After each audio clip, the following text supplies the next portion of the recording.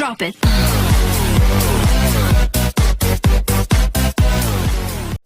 Assalamualaikum warahmatullahi wabarakatuh.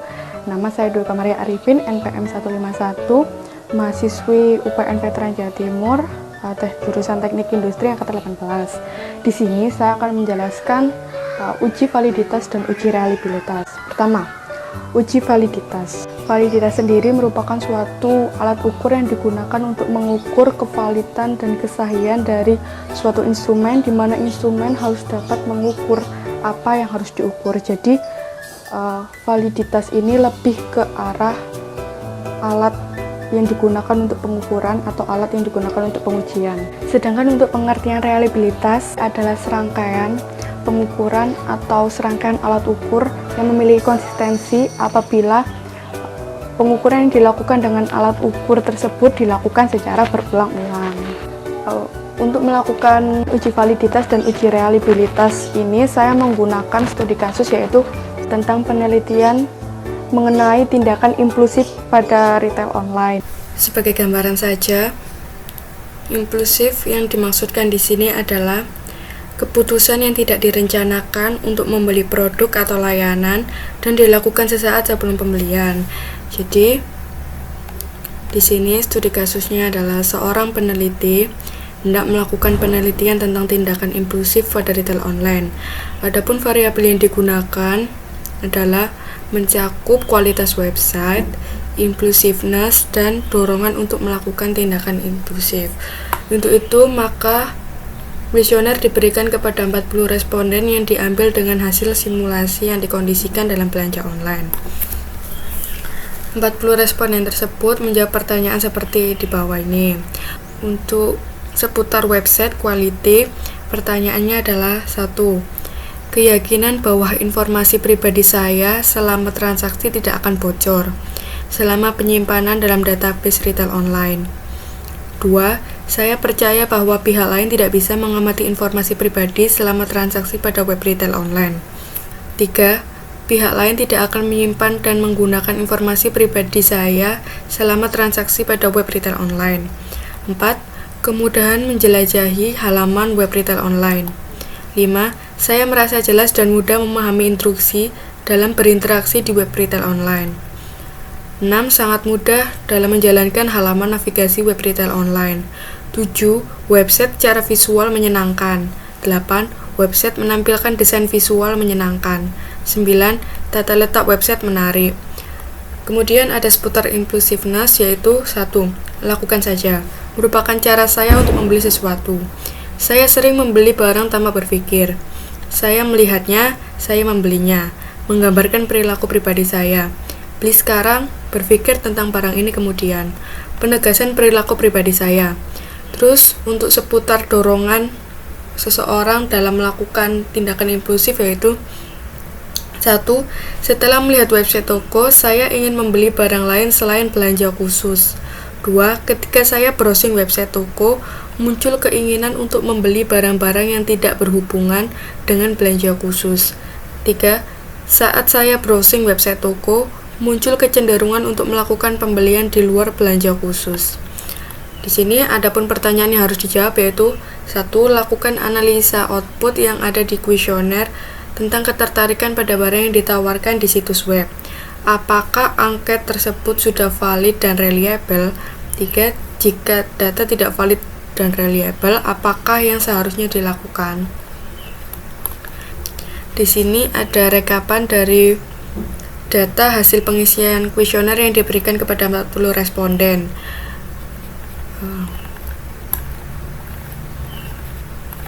Kemudian open state graph, masukkan data-data hasil pengumpulan kuesioner tadi. Di sini saya tidak akan menjelaskan banyak tentang langkah-langkah dalam melakukan uji validitas dan reliabilitas, karena sudah dijelaskan secara rinci dan jelas di YouTube channel Laboratorium SI. Sekarang pindahkan data-data hasil rekapan dari kuesioner. Setelah semua datanya dipindah, jadinya seperti ini. Ada 40 responden, terus ada 16 variabel. yang ditanyakan. Di sini saya hanya akan menganalisis hasilnya. Agar tidak terlalu bosan menunggu, saya akan memutar sebuah lagu.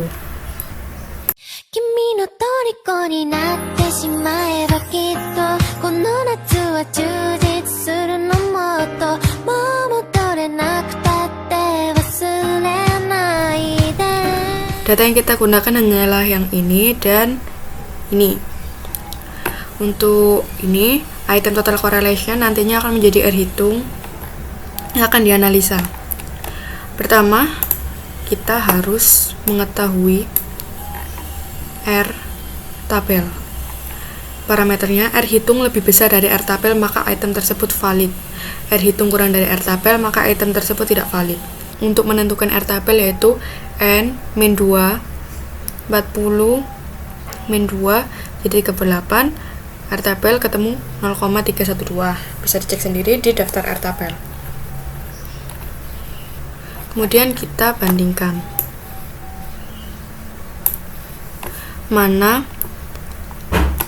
item yang tidak valid. 0,32 ya. Nah, ini ketemu, yaitu menjelajah dan instruksi. Apabila ada seperti ini, maka kita harus melakukan uji validasi ulang. Sebelumnya ini kita lihat yang uji reliabilitas, yaitu ketemu 0,866482 lebih besar dari 0,312, maka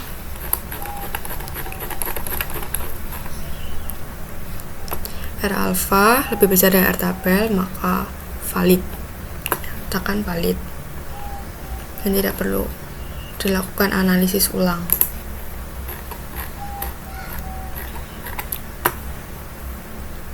Oke, kembali ke sini.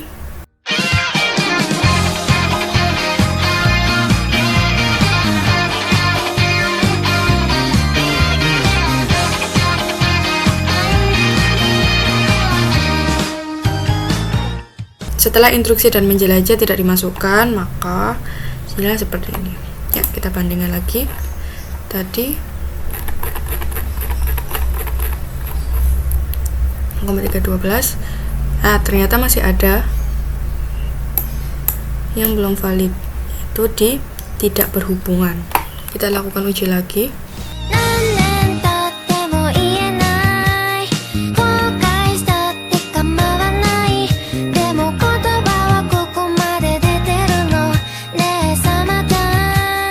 Nah, seperti ini.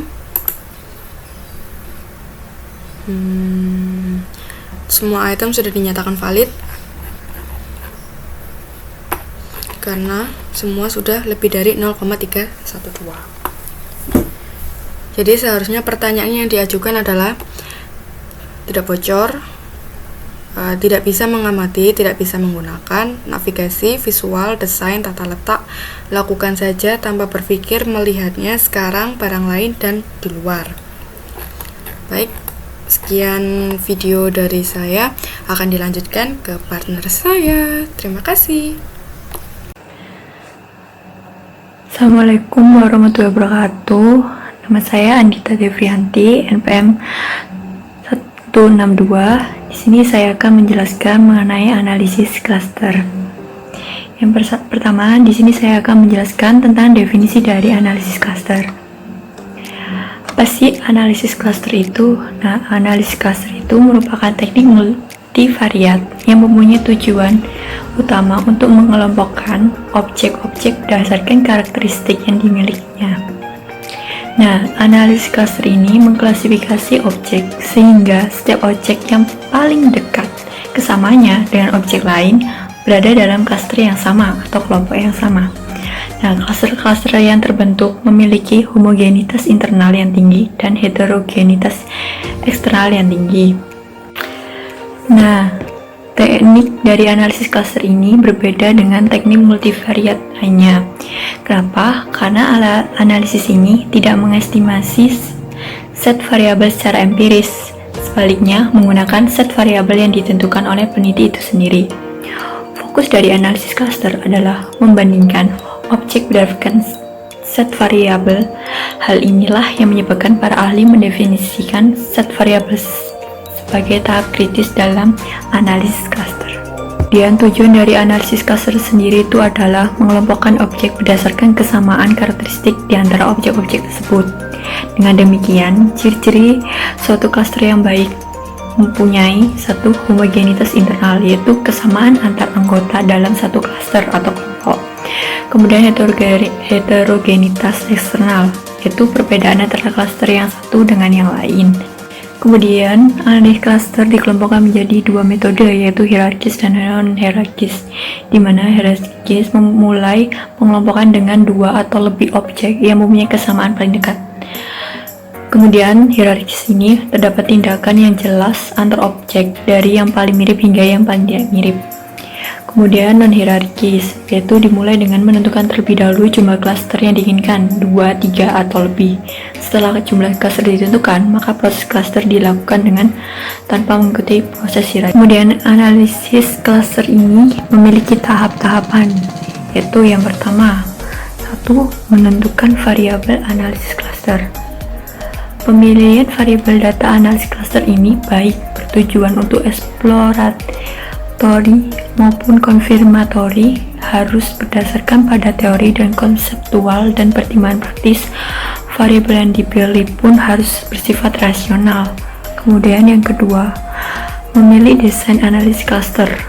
Analisis cluster sangat sensitif terhadap outlier. Hal ini dikarenakan observasi terkadang menyimpang dan tidak dapat mewakili populasi secara umum. Bisa juga karena cluster tidak interpretable terhadap populasi, karena presentasi cluster dalam sampel yang kurang terwakili. Dalam tahapan ini, harus ada pengukuran kesamaan yang tepat dan standarisasi data maupun standarisasi observasi. Kemudian yang ketiga ada asumsi-asumsi analisis cluster. Analisis ini bukanlah teknik statistik inferensi yang mampu memprediksi parameter populasi berdasarkan sampel. Asumsi normalitas, linearitas, dan homogeneisitas sangatlah penting. Di samping itu, masih ada dua permasalahan yang perlu diperhatikan, yaitu representasi sampel dan multikolinearitas. Kemudian yang keempat, pembentukan cluster.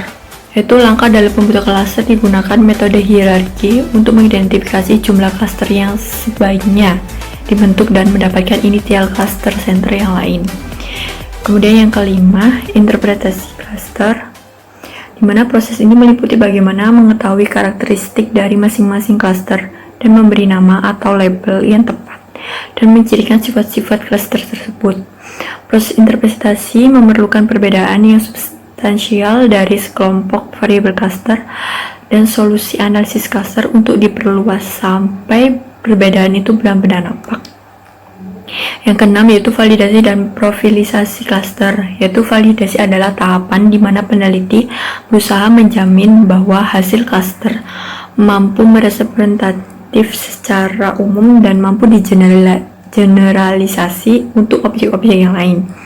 Diharapkan representasi tersebut stabil untuk beberapa periode tertentu atau periode pada waktunya. Tahap validasi adalah tahap untuk mengecek kestabilan hasil analisis cluster yang diperoleh.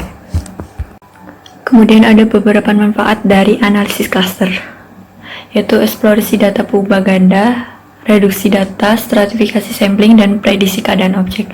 Selain itu ada hasil dari analisis cluster itu dipengaruhi oleh beberapa hal, yaitu yang pertama ada objek yang diklusterkan, kemudian kedua perubahan yang diamati, yang ketiga ukuran kemiripan atau jarak yang dipakai, kemudian ada skala ukuran yang dipakai, kemudian terakhir ada metode pengklasteran yang digunakan.